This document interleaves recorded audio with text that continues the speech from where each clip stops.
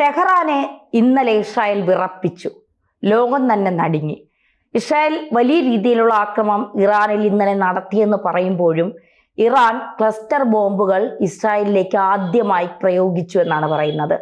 എന്താണ് സാഹചര്യം? ഈ ക്ലസ്റ്റർ ബോംബ് എന്ന് പറഞ്ഞാൽ എന്താണ്? ശരിക്കും പറഞ്ഞാൽ 60 യുദ്ധവിമാനങ്ങളാണ് ഇന്നലെ ഇസ്രയേലിൽ നിന്ന് ആക്രമണത്തിനായിട്ട് പുറപ്പെട്ടത്. 60 യുദ്ധവിമാനങ്ങൾ ഇറാനുമേൽ ബോംബ് വർഷം നടത്തി തീമഴ പെയ്യിക്കുന്നു എന്നൊക്കെ പറഞ്ഞാൽ ഒന്ന് ആലോചിച്ച് നോക്കിയേ. അക്ഷരാർത്ഥത്തിൽ ടെഹ്റാന് മേലിലേക്ക് ബോംബ് വർഷം തന്നെയാണ് ഉണ്ടായിരിക്കുന്നത്. കാരണം ഇത്തരത്തിലൊരു ആക്രമണം ഒരുപക്ഷെ ഇറാൻ പ്രതീക്ഷിച്ചില്ല. നമ്മൾ നേരത്തെ സംസാരിച്ചപ്പോൾ പറഞ്ഞൊരു കാര്യം, ഇറാൻ്റെ ആയാലും ഇസ്രായേലിൻ്റെ ആയാലും ആയുധ സംഭരണ കേന്ദ്രങ്ങൾ അതേതാണ്ട് ഒഴിഞ്ഞുകൊണ്ടിരിക്കുക. കാരണം അവരുടെ കയ്യിൽ ആയുധങ്ങൾ കുറയുകയാണ്. അങ്ങനെ വരുന്ന സമയത്ത് പെട്ടെന്ന് ആക്രമിച്ച് തീർക്കുക എന്നുള്ള ഇസ്രായേലിൻ്റെ തന്ത്രമാണ്.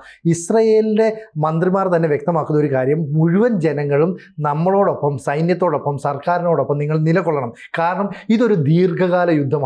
അപ്പോൾ പെട്ടെന്ന് അവസാനിക്കില്ല. പെട്ടെന്ന് അവസാനിക്കാത്ത എന്തുകൊണ്ടായിരിക്കാം? ആവനാഴിയിലെ ആയുധങ്ങൾ മുഴുവൻ ഒറ്റയടിക്ക് തീർത്തു കഴിഞ്ഞാൽ ഒരു പക്ഷേ ഇസ്രായേൽ കീഴടങ്ങി എന്നൊരവസ്ഥ ഉണ്ടാവും. അപ്പോൾ വീണ്ടും വീണ്ടും ഇസ്രായേലിന് മേൽ ഇറാനും ആക്രമണം തുടർന്നുകൊണ്ടേയിരിക്കുന്നു. ഇപ്പോൾ ഇറാൻ പ്രയോഗിച്ചത് എന്ന് പറയുന്നത് ക്ലസ്റ്റർ ബോംബുകളാണ്. അപ്പോൾ തന്നെ ചോദിച്ചതുപോലെ ഈ ക്ലസ്റ്റർ ബോംബ് എന്താണ്? ശരിക്കും പറഞ്ഞാൽ ഒന്നിലധികം ബോംബുകൾ ഒരുമിച്ച് ചേർത്ത് വെച്ചുകൊണ്ട് മിസൈലിനും മറ്റും ഘടിപ്പിച്ചുകൊണ്ട് ആക്രമിക്കുക എന്നുള്ളതാണ്. അതായത് ഇപ്പം നമുക്കറിയാം, 1, 2, 5, 10 എന്ന് വെച്ചാൽ 100 ബോംബുകൾ വരെ ഒരു പ്രത്യേക രീതിയിൽ വിന്യസിച്ചുകൊണ്ട് അത് മിസൈലിലോ വല്ലതും ഘടിപ്പിച്ചുകൊണ്ട് ഒരു നഗര കേന്ദ്രത്തെ ആക്രമിക്കാനായിട്ട് ശ്രമിക്കുന്നു. അപ്പോൾ നഗരത്തിൻ്റെ തെക്കേ അറ്റം മുതൽ വടക്കേ അറ്റം വരെ, കിഴക്കേ അറ്റം മുതൽ പടിഞ്ഞാറേ അറ്റം വരെ ഇങ്ങനെ വിതറി, നമ്മൾ വാരി വിതറുക എന്നൊക്കെ പറഞ്ഞത് എന്ന രീതിയിൽ ബോംബുകൾ വാരി വിതറാൻ പറ്റും. അങ്ങനെ ഒരു കേന്ദ്രത്തിൽ മാത്രമല്ല, ഒട്ടനവധി കേന്ദ്രങ്ങളിൽ ഒരേ സമയം ഒറ്റ ആക്രമണത്തിലൂടെ വിനാശം സൃഷ്ടിക്കാൻ കഴിയുമെന്നാണ് ക്ലസ്റ്റർ ബോംബുകളുടെ പ്രത്യേകത. ഇസ്രായേലും ഇറാനും തമ്മിലുള്ള ആക്രമണം ഉണ്ടായി 9 ദിവസം കഴിഞ്ഞിട്ടും ഇന്ന് വരെ ക്ലസ്റ്റർ ബോംബിൻ്റെ ഒരു പ്രയോഗമോ ക്ലസ്റ്റർ മിസൈലുകളുടെ ഉപയോഗമോ നമ്മൾ കണ്ടിട്ടില്ല. എന്ന് പറഞ്ഞാൽ ഇതാദ്യമായി ഇറാൻ ക്ലസ്റ്റർ ബോംബുകളെയും ഈ യുദ്ധത്തിൽ ഉപയോഗപ്പെടുത്തിയെന്നർത്ഥം. അങ്ങനെയാണ് ഇസ്രയേലിൻ്റെ പല ഭാഗത്തേക്കും ആക്രമണം നടത്തി നാശനഷ്ടങ്ങൾ ഉണ്ടാക്കാൻ ഇറാൻ സാധിച്ചത്. ഇതിന് മറ്റൊരു കാരണം കൂടിയുണ്ട്. കാരണം അയൺ ഡോം എന്ന് പറയുന്ന അവരുടെ വ്യോമ പ്രതിരോധ സംവിധാനം, താട് പോലെയുള്ള സംവിധാനങ്ങൾ, ഇതൊക്കെ ഉണ്ടെങ്കിൽ പോലും പലപ്പോഴും ഇസ്രയേലിന് ഇവയെ പ്രതിരോധിക്കാൻ കഴിയുന്നില്ല. ഒരേ സമയം ഒന്നിലധികം ഡ്രോണുകളെ, ഒന്നിലധികം മിസൈലുകളെ വിക്ഷേപിച്ചാൽ വ്യോമ പ്രതിരോധ സംവിധാനങ്ങൾക്ക് അതിനെ തകർക്കാൻ സാധിക്കില്ല. കാരണം ഒരു മിസൈലിനെ അല്ലെങ്കിൽ ഒരു ഡ്രോണിനെയൊക്കെ പ്രതിരോധിച്ച് അടുത്തതിനെ പ്രതിരോധിച്ച് നിൽക്കുന്ന സമയത്തിൻ്റെ ഒരു ഗ്യാപ്പിനിടയിൽ വീണ്ടും ആക്രമണം നടത്താം. ഇത്തരത്തിലുള്ള ഒരു ആക്രമണമായിരിക്കാം ഒരുപക്ഷെ നടന്നത്. അതുകൊണ്ടാണ് ഈ ക്ലസ്റ്റർ ബോംബുകൾ ഉപയോഗിച്ചുകൊണ്ടുള്ള ആക്രമണം എന്ന കാര്യത്തിൽ ഇസ്രായേൽ ഒന്ന് ഭയപ്പാടിലേക്ക് നീങ്ങിയത്. ഇതുകൊണ്ട് തന്നെയാണ് അന്റോണിയോ ഗുട്ടറസ് എന്ന് പറയുന്ന UN സെക്രട്ടറി ജനറൽ പറയുന്നു, ഇരു രാജ്യങ്ങളും തമ്മിലുള്ള യുദ്ധം ശരിക്കും പറഞ്ഞാൽ ലോകത്തെ വലിയൊരു പ്രതിസന്ധിയിലേക്ക് തള്ളിവിടുകയാണ്. ലോകം വലിയ അനിശ്ചിതത്വത്തിലേക്ക് നീങ്ങുകയാണ്. അപ്പോൾ ഇസ്രായേൽ അവരുടെ കയ്യിലുള്ള, അവരുടെ ആവനാഴിയിലുള്ള ആയുധങ്ങൾ ഒന്നിനു പുറകെ ഒന്നായി ഉപയോഗിക്കുന്നു. ഇറാൻ അവരുടെ കയ്യിലുള്ള ക്ലസ്റ്റർ ബോംബുകൾ ഉൾപ്പെടെയുള്ള അത്യന്താധുനിക സംവിധാനങ്ങൾ ഇസ്രായേലിന് നേരെയും ഉപയോഗിക്കുന്നു. ചുരുക്കം പറഞ്ഞാൽ കൊടുത്തും കൊണ്ടും ഈ യുദ്ധം മുന്നോട്ടേക്ക് നീങ്ങുന്നു എന്നല്ലേ നമുക്ക് മനസ്സിലാക്കുക? തീർച്ചയായിട്ടും ഇറാൻ ആദ്യമായി ക്ലസ്റ്റർ ബോംബുകൾ ഉപയോഗിച്ചു എന്ന് പറയുമ്പോൾ ഇസ്രായേലിൻ്റെ കുറേ ഭാഗങ്ങൾ തകർക്കാൻ ഇറാനായി എന്നുള്ളത് തന്നെയാണ്.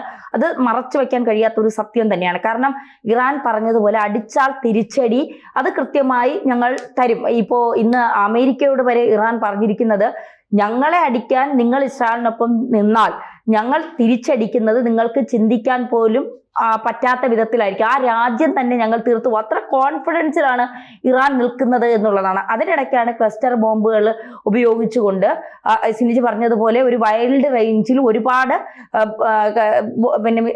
ബോംബുകൾ ഇങ്ങനെ വർഷിക്കാൻ കഴിയും. അത് ഒരു നഗരത്തിന്റെ പല ഭാഗങ്ങളിൽ ചെന്നെത്തി വലിയ വിനാശങ്ങൾ ഉണ്ടാക്കാൻ കഴിയുമെന്നുള്ളത്, ആ തന്ത്രം ഇറാൻ പ്രയോഗിച്ചിരിക്കുന്നു എന്നുള്ളതാണ്. ഇപ്പോൾ ഇസ്രായേലിനെ സംബന്ധിച്ചിടത്തോളം ഇസ്രായേലിന്റെ ആയുധ ശേഖരണത്തിൽ കുറവ് സംഭവിച്ചുകൊണ്ടേയിരിക്കുകയാണ്. മാപ്പ് പറയില്ല എന്ന് ഇസ്രായേൽ തീർത്തും നിലപാടെടുത്തിരിക്കുന്നു. പക്ഷേ അടിക്ക് അടി എന്നുള്ള രീതിയിൽ ഇങ്ങനെ ഇരു രാജ്യങ്ങളും തമ്മിലുള്ള അയയാത്ത സംഘർഷം ഇങ്ങനെ വലിയ രീതിയിൽ രൂക്ഷമായിക്കൊണ്ടിരിക്കുകയും ചെയ്യുകയാണ്.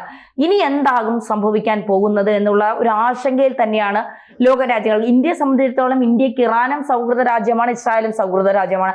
രണ്ടുപേർക്കിടയിൽ ഒരു നയതന്ത്രപരമായ വിധത്തിൽ മാത്രമേ ഇന്ത്യക്ക് പെരുമാറാൻ കഴിയുകയുള്ളൂ. അല്ല, ട്രംപിനെ പോലെ ഒരു രാജ്യത്തെ ചേർത്ത് പിടിക്കാൻ ഇന്ത്യക്ക് സാധിക്കില്ല. ഇന്ത്യ എപ്പോഴും അങ്ങനെയാണ്, സമാധാനത്തിന് വേണ്ടി ഒരുപാട് ആഗ്രഹിക്കുന്ന ഒരു രാജ്യമാണ് ഇന്ത്യ. അപ്പോൾ ഇതിപ്പോ ചർച്ചകൾ നടക്കുന്നുണ്ട്, അത് വിജയിക്കുന്നില്ല. കാര്യങ്ങളൊക്കെ കൈവിട്ടു പോകുന്ന അവസ്ഥയിലേക്ക് പോകുമ്പോൾ അണുവായുധം, ക്ലസ്റ്റർ ബോംബ് ഉപയോഗിച്ച സ്ഥിതിക്ക് ഇറാന്റെ അടുത്ത ലക്ഷ്യം അണുവായുധം ഉപയോഗിക്കുക എന്നുള്ളതായിരിക്കണം. അത്തരത്തിൽ ഇറാൻ നീക്കത്തിന് നീങ്ങാൻ സാധ്യതയുണ്ടോ? ഇവിടെ ഇപ്പോൾ ഈ ഇറാൻ ആണവായുധങ്ങളൊന്നും ഉടനെ ഒന്നും നിർമ്മിക്കില്ല എന്നാണ് ഇപ്പോൾ നിലവിൽ അമേരിക്കയുടെ ഒരു വിലയിരുത്തൽ. അതായത് അമേരിക്കയുടെ ഇന്റലിജൻസ് മേധാവിയുണ്ട് തുളസി ഗബ്ബാർഡ് അമേരിക്കൻ പ്രസിഡന്റ് ഡൊണാൾഡ് ട്രംപിന് ഉൾപ്പെടെ നൽകിയ റിപ്പോർട്ടിന്റെ അടിസ്ഥാനത്തിൽ അടുത്ത കാലത്തൊന്നും ഇറാൻ ആണവായുധങ്ങൾ നിർമ്മിക്കില്ല, അവർ അതിൻ്റെ നിർമ്മാണ പ്രവർത്തനങ്ങളുമായിട്ട് മുന്നോട്ട് പോകുന്നു എന്നൊക്കെ പറയുന്നതിൽ വാസ്തവമില്ല, ഈ രീതിയിലാണ് റിപ്പോർട്ട് വന്നത്. എന്നാൽ ഡൊണാൾഡ് ട്രംപ് എന്ന് പറയുന്ന അമേരിക്കൻ പ്രസിഡന്റ് അതിനെ പൂർണ്ണമായിട്ടും തള്ളി. കാരണം ശുദ്ധീകരിച്ച യുറേനിയം അവരുടെ കയ്യിലുണ്ട്. അങ്ങനെ സമ്പുഷ്ടീകരിച്ച യുറേനിയം ഉണ്ടെങ്കിൽ അവർക്ക് ആണവായുധങ്ങൾ നിർമ്മിക്കാം. തുളസി ഗബ്ബാർഡിന് തെറ്റുപറ്റി എന്ന് ട്രംപിന് തന്നെ പറയേണ്ടി വരുന്ന ഒരു സാഹചര്യം. അപ്പോൾ ഇത്തരത്തിൽ ഇറാൻ്റെ കയ്യിൽ ആണവായുധമുണ്ടെന്നും അവർ അതെടുത്ത് പ്രയോഗിക്കുമെന്നും ഇസ്രയേലിനൊരു ധാരണയുണ്ട്. അതുകൊണ്ടാണ് അവിടുത്തെ ജനങ്ങളോട് പറയുന്നത് ഇത് ദീർഘകാലത്തേക്കുള്ള ഒരു യുദ്ധമാണ്, ആ രീതിയിലുള്ള ഒരു പിന്തുണ നിങ്ങളുടെ ഭാഗത്തേക്ക് വേണം. ഇനി ഇന്റർനാഷണൽ അറ്റോമിക് എനർജി ഏജൻസി പറയുന്നത് എന്താണ്? നേരത്തെ ഇസ്രയേൽ നടത്തിയ ആക്രമണത്തിൽ ഈ പറയുന്ന നഥാൻസ് മേഖലയിൽ നിന്ന് ഒരുപക്ഷെ ആണവ ചോർച്ച ഉണ്ടായേക്കാം, അത് ലോകത്ത് തന്നെ ഭീഷണിയായി മാറിയേക്കാം. ഇത്തരത്തിലുള്ള ചില മുന്നറിയിപ്പുകൾ നൽകുന്നുണ്ട്. ചുരുക്കം പറഞ്ഞാൽ ഇസ്രയേൽ കനത്ത ആക്രമണം ഇറാന് നേരെ നടത്തുക തന്നെ ചെയ്യുന്നുണ്ട്. 60 യുദ്ധവിമാനങ്ങളൊക്കെ സജ്ജമായി നിന്നിട്ട് അത് ഇറാന് മേൽ ആക്രമണം നടത്തുക എന്ന് പറഞ്ഞാൽ എത്രത്തോളം വിനാശകരമാണ്. അവരുടെ ആർമി ക്യാമ്പുകളെയാണ് ലക്ഷ്യമിട്ടത്. ഒപ്പം ആണവ പരീക്ഷണം നടത്തുന്ന, ആണവ ഗവേഷണം നടത്തുന്ന മേഖലകൾ എന്ന് സംശയിക്കുന്ന പ്രദേശങ്ങളിലേക്ക് ആക്രമണം നടത്തി. ഇവർ പുറത്തുവരുന്ന റിപ്പോർട്ട് അനുസരിച്ച് 25 പേർ ഇന്നലെ മാത്രം നടത്തിയ ആക്രമണത്തിൽ ഇറാനിൽ കൊല്ലപ്പെട്ടു. അപ്പോൾ സ്വാഭാവികമായിട്ടും ഇറാന് തിരിച്ചടിച്ചേ പറ്റൂ.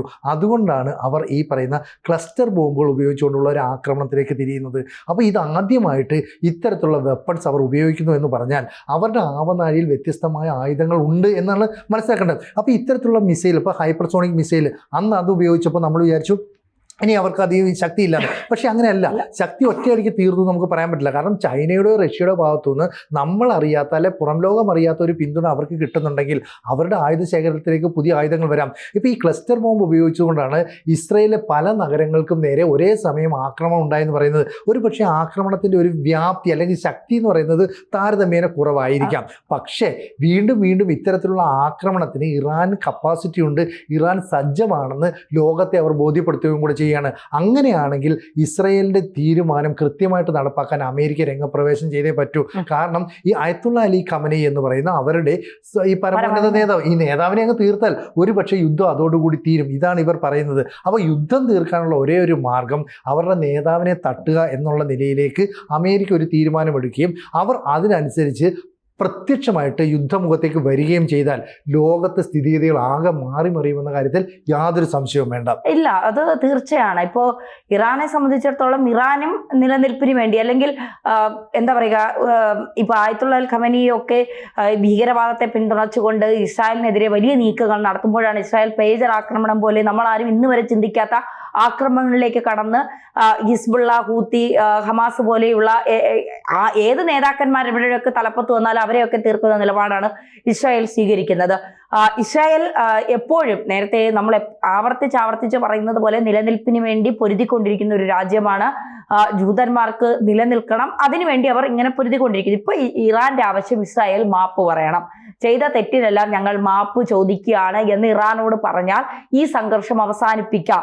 അല്ലാതെ ഇത് അവസാനിക്കില്ല എന്ന് ഇറാൻ ഒരു ഡിമാൻഡ് മുന്നോട്ട് വെക്കുന്നു.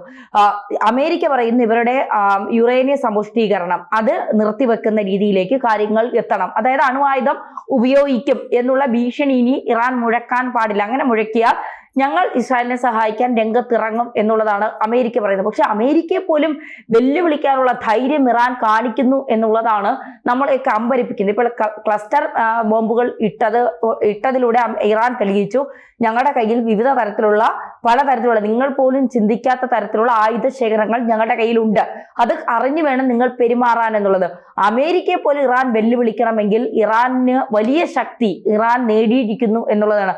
ഇതിന്റെ പിന്നിൽ ആരാണ്? പാകിസ്ഥാൻ എന്തായാലും ഇപ്പോൾ അമേരിക്ക പറയുന്നത് മാത്രമേ കേൾക്കൂ. കാരണം ട്രംപിന് നൊബേൽ സമ്മാനമൊക്കെ ശുപാർശ ചെയ്തുകൊണ്ട് ഇപ്പോൾ പാകിസ്ഥാൻ രംഗത്തെത്തിയിട്ടുണ്ട്. അപ്പൊ തീർച്ചയായിട്ടും അമേരിക്ക എന്ത് പറയുന്നു അതിനപ്പുറം ഒരു മാറ്റത്തിന് പാകിസ്ഥാൻ തയ്യാറാകില്ല. ആ സാഹചര്യം നിലനിൽക്കുമ്പോൾ എങ്ങനെയാണ് ഇറാൻ ഇത്രയും ധൈര്യം ഉണ്ടാകുന്നത് എന്നുള്ള ഒരു വലിയ ചോദ്യം, അമേരിക്കയെ പോലും വെല്ലുവിളിക്കാൻ ഇറാൻ എങ്ങനെ ധൈര്യപ്പെടുന്നു എന്നുള്ളത് ഒരു വലിയ ചോദ്യമാണ്. അപ്പോൾ ഇറാൻ എന്തോ കാര്യങ്ങൾ നിഗൂഢമായി കണക്ക് കൂട്ടുന്നുണ്ട്. അത് ഏതൊക്കെയോ രാജ്യങ്ങൾ ഇറാനെ സഹായിക്കാനായി പ്രത്യക്ഷത്തിലല്ല പരോക്ഷമായി ഇറങ്ങുന്നുണ്ട് എന്നുള്ളത് തന്നെയാണ് ഇതിൽ നിന്ന് മനസ്സിലാക്കാൻ അല്ല, സാധിക്കുന്നത്. ഇവിടെ ഇപ്പൊ പറയുന്നത് ഇസ്രായേലിന്റെ അടുത്ത് ഇറാൻ മാപ്പ് പറയണമെന്നാണ്. കാരണം നിങ്ങൾ ഈ ആണവ നിരായുധീകരണം നടത്തണം, അല്ലെങ്കിൽ ഈ സമ്പുഷ്ടീകരിച്ച യുറേനിയം ഗവേഷണ പരിപാടികൾ നിർത്തിവെക്കണം, ഇതുവരെ ചെയ്തത് തെറ്റായിപ്പോയി എന്ന് പറഞ്ഞിട്ട് ഇറാൻ പരസ്യമായിട്ട് ഇസ്രായേലിന്റെ അടുത്ത് മാപ്പ് പറഞ്ഞാൽ പ്രശ്നം തീരുമെന്ന് ഡൊണാൾഡ് ട്രംപ് പറയുന്നുണ്ട്. പക്ഷേ എന്നിട്ടും ഇറാൻ അമേരിക്കയെ വെല്ലുവിളിക്കുന്നു. കാരണം ഇവിടെ യുദ്ധം തുടങ്ങിയിട്ടേ ഉള്ളൂ, ഞങ്ങൾ അങ്ങോട്ട് ആക്രമണത്തിന് ഇറങ്ങിയാൽ നിങ്ങൾക്ക് എന്ത് സംഭവിക്കുമെന്ന് പറയില്ല. അപ്പോൾ അമാനുഷികമായ ഒരു ധൈര്യം പ്രകടിപ്പിക്കാനാണ് അയത്തുള്ള അലി ഖമനേയി ശ്രമിക്കുന്നത്. പക്ഷേ ഇതൊക്കെ ആണെങ്കിൽ പോലും 9 ദിവസം പിന്നിട്ടിട്ടും ഈ ആക്രമണങ്ങളും പ്രത്യാക്രമണങ്ങളും അവസാനിക്കുന്നില്ല. ആത്യന്തികമായി സംഭവിക്കുന്നത് 2 രാജ്യങ്ങളിലെയും നിരപരാധികളായ ജനങ്ങൾ ഉൾപ്പെടെ കൊല്ലപ്പെടുന്നു. ഇതാണ് ഓരോ യുദ്ധവും സൃഷ്ടിക്കുന്ന ഏറ്റവും വലിയ പ്രത്യാഘാതങ്ങൾ. കാരണം ഒന്നും അറിയാത്ത ഒരുപാട് ജനങ്ങൾക്ക് സ്വന്തം ജീവൻ നഷ്ടപ്പെടുന്ന അവസ്ഥ. എന്തായാലും ക്ലസ്റ്റർ ബോംബുകൾ ഉപയോഗിച്ച്, ക്ലസ്റ്റർ മിസൈലുകൾ ഉപയോഗിച്ചുകൊണ്ട് ഇറാൻ ആക്രമണ വേദിയിലേക്ക് വരുന്നു എന്ന് പറയുന്നത് വലിയ തിരിച്ചടി ഇസ്രായേലിന്റെ കയ്യിൽ നിന്ന് മേടിച്ചു കൂട്ടാനാണ് എന്ന് കരുതിയാൽ പോലും നമുക്ക് തെറ്റുവരാൻ പറ്റില്ല. കൂടുതൽ വാർത്തകളും വിശേഷങ്ങളും നിങ്ങളിലേക്ക് എത്താൻ ABC മലയാളം സബ്സ്ക്രൈബ് ചെയ്യുക, ബെൽ ബട്ടണും അമർത്തുക.